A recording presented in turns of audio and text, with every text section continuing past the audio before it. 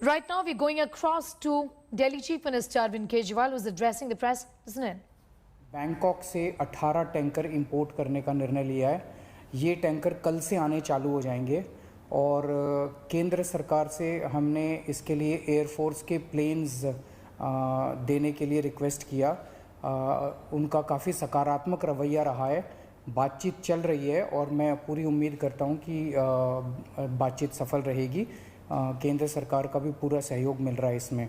तो अगर 18 tanker Bangkok से कल से आने चालू हो जाएंगे, वो 18 टैंकर आ जाते हैं तो जो ऑक्सीजन को ट्रांसपोर्ट करने की परेशानी आ रही थी वो परेशानी दूर हो जाएगी और हमें अपनी पूरी ऑक्सीजन मिलनी चालू हो जाएगी।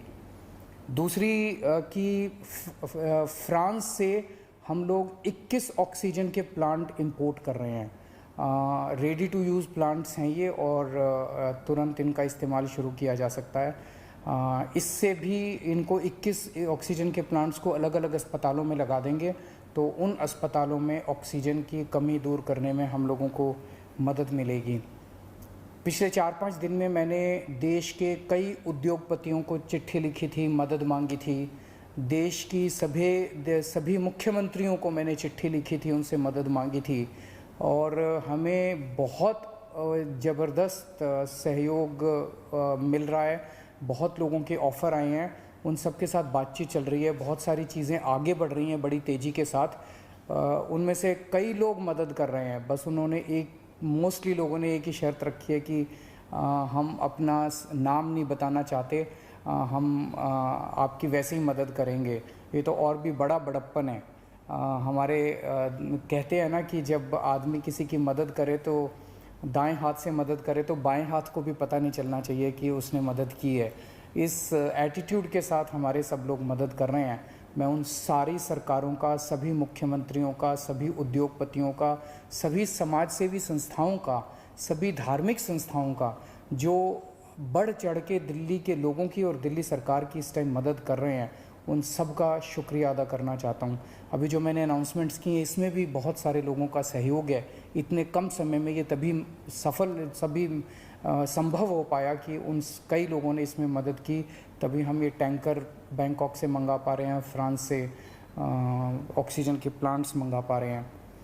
पिछले हफ्ते हमने देखा 3 दिन ऐसे थे, बृहस्पतिवार, शुक्रवार और शनिवार, जब दिल्ली में अस्पतालों में बहुत ज़्यादा अफरा तफरी हो गई थी। यहाँ ऑक्सीजन ख़त्म होने वाली है, वहाँ ऑक्सीजन ख़त्म होने वाली है।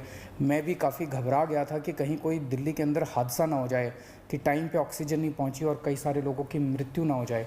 पूरी रात जाग के हमने बिताई है। एक फ़ोन कॉल आता था, SOS आता था, मैसेज आता था कि यहाँ ऑक्सीजन ख़त्म होने वाली है। उसको तुरंत कहीं ना कहीं से इंतज़ाम करके हम लोग ऑक्सीजन भिजवाते थे। लेकिन उसके बाद से स्थिति में काफ़ी सुधार हुआ है। पिछले 2 दिन में आप देखेंगे कि इस किस्म के SOS मैसेजेस अस्पतालों के, मैं ये नहीं कह रहा बिल्कुल नहीं आ रहे, अभी भी मैं देखता रहता हूँ, पढ़ता रहता हूँ। एक दो अस्पताल दिन में उनका आता रहता है कि यहाँ ऑक्सीजन पहुँचने में देरी हो गई, यहाँ ऑक्सीजन। लेकिन जो हालत बृहस्पति, शुक्र और शनि को थी, बिल्कुल पागलपन वाली हालत, ऐसी पिछले 2-3 दिन में अब नहीं है। और इसके लिए दिल्ली सरकार और केंद्र सरकार की टीम्स ने बैठ के, दोनों के अफसरों की टीम्स ने बैठ के बहुत मेहनत की है। कई सारे इश्यूज़ थे इसके ट्रांसपोर्टेशन को लेके और वो बहुत सारे इश्यूज़ थे जो सॉर्ट आउट किए गए हैं। मैं केंद्र सरकार के उन सभी अधिकारियों का और केंद्र सरकार का तहे दिल से शुक्रिया अदा करना चाहता हूँ जिन्होंने इस कठिन घड़ी में हम लोगों का सहयोग किया।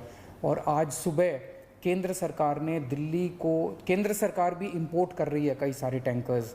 दिल्ली के लिए 5 अलग से टैंकर केंद्र सरकार ने हमें दिए हैं, उसके लिए भी मैं केंद्र सरकार का शुक्रिया अदा करना चाहता हूँ।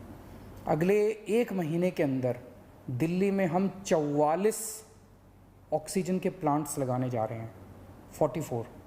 इसमें 8 प्लांट्स केंद्र सरकार लगा रही है, वो कुछ बीच में डिले हो गया था, जो भी कारण रहे, लेकिन अब उम्मीद है कि 30 अप्रैल तक ये शायद 8 प्लांट्स लग के तैयार हो जाएंगे और 36 प्लांट्स ऑक्सीजन के दिल्ली सरकार लगा रही है, जिसमें से मैंने बताया जैसे आपको 21 प्लांट्स फ्रांस से आ रहे हैं और बाकी 15 प्लांट्स हमारे देश के हैं। तो 36 ऑक्सीजन के प्लांट्स अगले 1 महीने के अंदर दिल्ली सरकार लगा रही है। इन 44 प्लांट्स को अलग अलग अस्पतालों में जब लगाया जाएगा तो उससे ऑक्सीजन की सप्लाई काफ़ी इम्प्रूव होगी। एक ये देखने में आ रहा है कि ये वाली जो वेव आई है ये ज़्यादा ख़तरनाक है। एक तो फैल ज़्यादा रही है, बहुत तेज़ी से फैल रही है, और जो लोग बीमार हो रहे हैं वो ज़्यादा सीरियस होते जा रहे हैं। तो इस वक्त सबसे ज़्यादा डिमांड आईसीयू के बेड्स की है। मेरे पास जितने फ़ोन आते हैं, सर कहीं से आईसीयू के बेड के इंतज़ाम कर दीजिए, कहीं से आईसीयू के बेड का इंतज़ाम कर दीजिए। और पूरी कोशिश करने के बावजूद इस समय अस्पताल ओवरलोडेड है।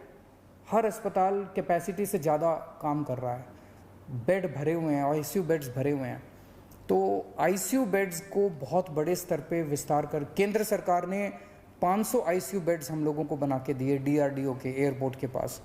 और आपको जान के ताज्जुब होगा कि वो प्लांट जैसे ही बन के तैयार हुए, जैसे ही हमने अनाउंस किया, 3 घंटे के अंदर 500 के 500 बेड भर गए।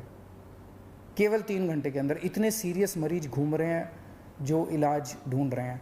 तो अभी हम 500 आईसीयू बेड्स, आज सुबह सुबह मैं मुआयना करके आया हूँ, जीटीबी हॉस्पिटल के सामने एक रामलीला मैदान है, वहाँ पे हम 500 आईसीयू बेड्स तैयार कर रहे हैं। एलएनजेपी अस्पताल के सामने अपना जो मेन रामलीला मैदान है, वहाँ भी हम 500 आईसीयू बेड्स तैयार कर रहे हैं। और राधा स्वामी सत्संग में हम 200 आईसीयू बेड्स तैयार कर रहे हैं। तो ये 1200 आईसीयू बेड्स गंभीर मरीजों की देखभाल के लिए, ये 1200 आईसीयू बेड्स 10 मई तक बन के तैयार हो जाएंगे।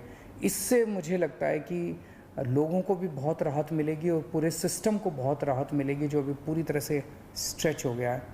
तो हम लगे हुए हैं, 24 घंटे लगे हुए हैं, सबके साथ मिलके काम कर रहे हैं, सारी सरकारों के साथ, सारे देश में राज्य सरकारों के साथ, केंद्र सरकार के साथ, अलग अलग समाज सेवी संस्थाओं के साथ, उद्योगपतियों के साथ, सबके साथ मिलके काम कर रहे हैं। सबका सहयोग मिल रहा है और मेरी यही एक उम्मीद है कि अगर हम सब मिलके काम करेंगे तो कोई कारण नहीं है कि हम इस पे जीत नहीं पा सकते। नमस्कार।